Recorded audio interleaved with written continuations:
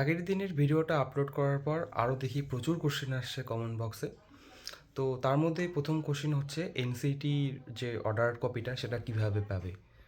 দেখো, তুমি যে বিএড কলেজে পড়েছো তাদের সঙ্গে যোগাযোগ করো। তাদের থেকে তুমি, যদি তোমার কলেজ কাছাকাছি হয় তাহলে কলেজে গিয়ে নিয়ে আসো কপিটা, অথবা তোমার কলেজ যদি দূরে হয় তুমি কলেজে ফোন করে তুমি পিডিএফ কপি চেয়ে নাও, তাহলেই তোমার হয়ে যাবে। এবার এটার কি প্রিন্সিপালের সিগনেচার কি সিল কিছু লাগবে? না হলেও চলবে। ওখানে এনসিটির অর্ডার কপি আছে, উইথ সিল সিগনেচার, কিছু লেখা নেই। তুমি কলেজের অর্ডার কপিটা জাস্ট পিডিএফটা জোগাড় করো যেমন করে হোক, তারপর সেটা জেরক্স করে দিয়ে দিবে। এবার নেক্সট কোশ্চেন হচ্ছে ডকুমেন্টগুলোর কত কপি জেরক্স লাগবে। 1 কপি জেরক্স লাগবে। এবার মানে একটা অরিজিনাল দেখবে আর একটা সবগুলো ডকুমেন্টসের জেরক্স। এবার আরও কোশ্চেন আছে, জেরক্সগুলোর মধ্যে কি বোথ সাইড জেরক্স লাগবে না সিঙ্গেল সাইড? কোনো বোথ সাইড জেরক্স লাগবে না। তো মনে করো তোমার মাধ্যমিকের অ্যাডমিট বা সার্টিফিকেটে তুমি জেরক্স করলে সেটা এক পাশে করবে, পিছন দিকে কোনো জেরক্স করার দরকার নেই, তাহলে বোথ সাইড জেরক্স লাগবে না কোনো ডকুমেন্টসেরই। এবার মার্কশিট কি সবগুলোর লাগবে? আমি যখন করেছিলাম ভেরিফিকেশান তখন কিন্তু তারা বললো যে 4টা সেমিস্টারেরই জেরক্স আমাকে মার্কশিটগুলোর দাও। তো তোমরা জোগাড় করো। এবার যদি কারো হারিয়ে যায় তাহলে চেষ্টা করো একটু জোগাড় করার তাড়াতাড়ি, সেই কলেজে থেকে কীভাবে হোক।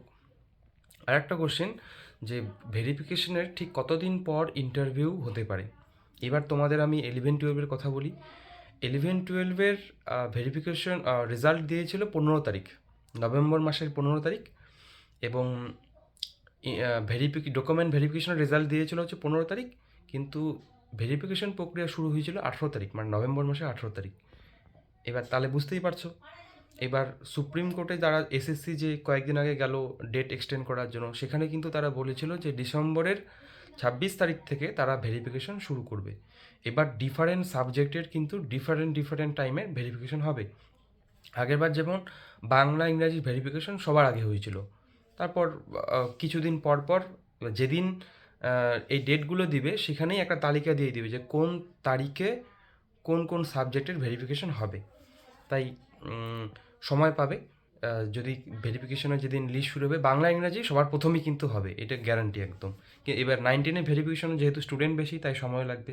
এবার প্রশ্ন, ভেরিফিকেশন ডেট আসার, ভেরিফিকেশন হয়ে যাওয়ার কতদিন পর ইন্টারভিউ শুরু হবে? সব সাবজেক্টের ভেরিফিকেশন হবে তারপর ইন্টারভিউ হবে, না একটার ভেরিফিকেশন হবে তার ইন্টারভিউ শুরু হয়ে যাবে? 11-12-এ যেটা হয়েছিল সেটা হচ্ছে আমার বাংলা ইংরাজির 18 তারিখ ভেরিফিকেশন, এবং তাদের ইন্টারভিউ কিন্তু শুরু হয়ে গেছিলো 25 তারিখ। আর আমার ভেরিফিকেশন হয়েছিল বায়োলজিক্যাল সায়েন্সের 28 তারিখ, আর আমার ইন্টারভিউ পড়ছে ডিসেম্বরের 31 তারিখ। তাহলে ডিফারেন্ট সাবজেক্টের একটা সাবজেক্টের ভেরিফিকেশন হয়ে গেল, তার কিছুদিন পরে তার কিন্তু ইন্টারভিউ শুরু হয়ে যেতে পারে। এবার কতদিন পর সেটাও সাবজেক্ট টু সাবজেক্ট ভ্যারি করছে। যেমন আমার দেখো, সেই নভেম্বরে 28 তারিখ ভেরিফিকেশন হয়েছে, ডিসেম্বরের 31 তারিখ আমার ইন্টারভিউ। তাহলে 1 মাসেরও প্রায় বেশি, 1 মাস 3-4 দিন সময় পেয়ে যাচ্ছি আমি ইন্টারভিউয়ের জন্য।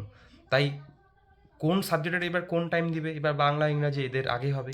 এবার 9-10-এ কিন্তু তুমি ভেরিফিকেশনের পর সময় পাবে ইন্টারভিউয়ের জন্য, কারণ এখানে বুঝতেই পারছো ক্যান্ডিডেট বেশি, তাই ডকুমেন্ট দেখতেও সময় লাগবে, এবং পরে ইন্টারভিউ, সেখানে তো একদিনে তো আর এত হাজার হাজার স্টুডেন্টকে ডাকবে না, আর যে 1.6 গুণ তো ডাকেনি, তারও বেশি ডেকেছে। তো বুঝতেই পারছো সময় লাগবে। তাই মিনিমাম ধরে রাখতে পারে যেই আজকে যদি আমার ইন্টারভিউ ভেরিফিকেশন হয় তার 20 দিন রাখতে পারো, যে 20 দিন পর তার ইন্টারভিউ শুরু হবে, এরকম সিচুয়েশন। তো এই কয়েকটা ডাউট সলভ করার জন্য এই ভিডিওটি। Thank you.